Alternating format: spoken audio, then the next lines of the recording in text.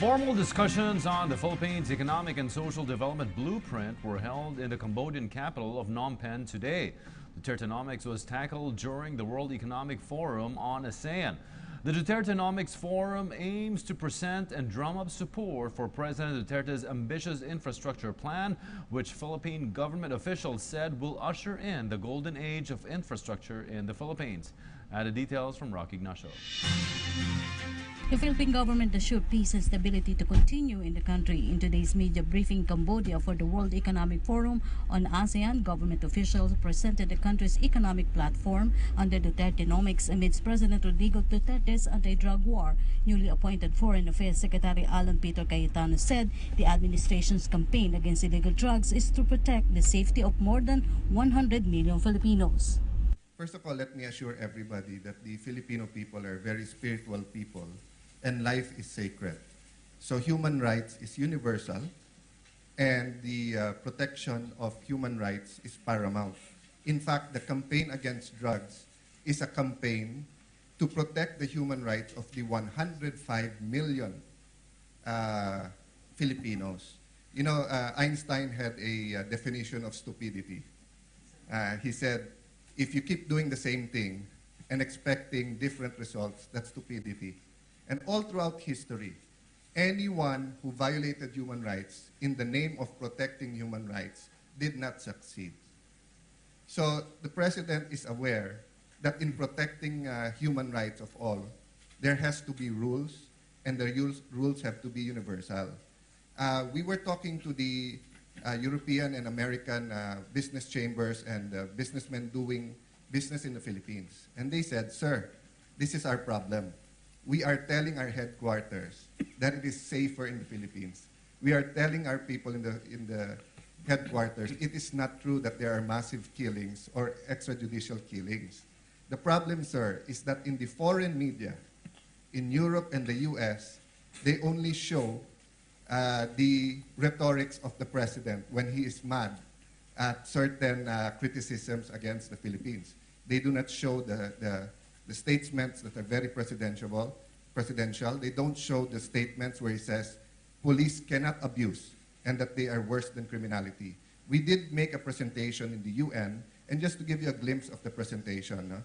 Cayetano even invited foreign media to visit the Philippines to check the real situation in the country. In only 10 months, there has been 50,000 operations.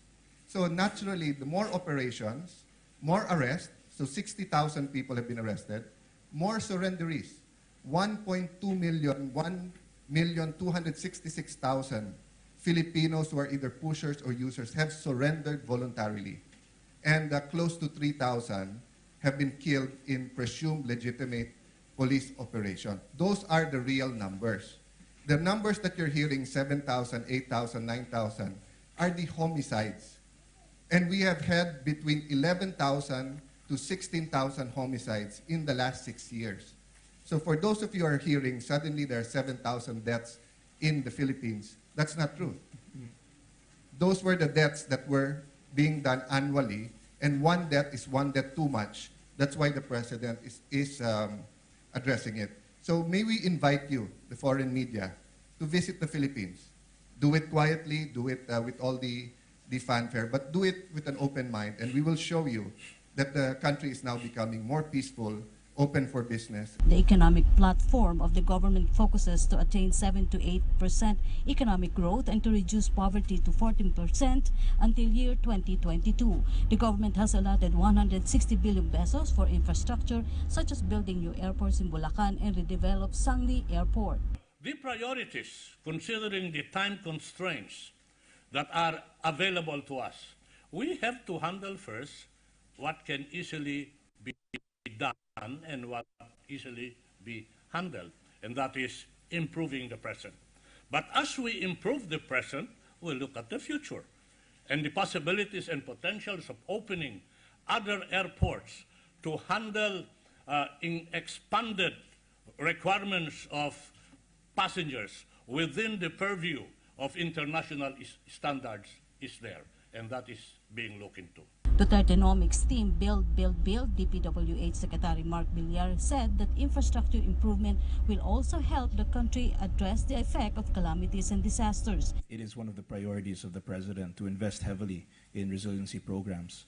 Specifically, in this year's budget, we're investing about a third of our budget, 150 billion pesos, $3 billion, in programs that are related to enhancing our preparedness for natural disasters. This includes retrofitting of our bridges and making sure that the roads and infrastructure projects that were hit by natural disasters are repaired immediately. I think this is very important because our GDP growth is significantly affected by natural disasters. Routinely hits us, so it's important from an economic perspective also that we invest heavily, and that is what we are doing. TTI Secretary Ramon Lopez, however, described that foreign investors remain confident in the country's economy. For PTV News, Rocky Ignacio, Phnom Penh, Cambodia.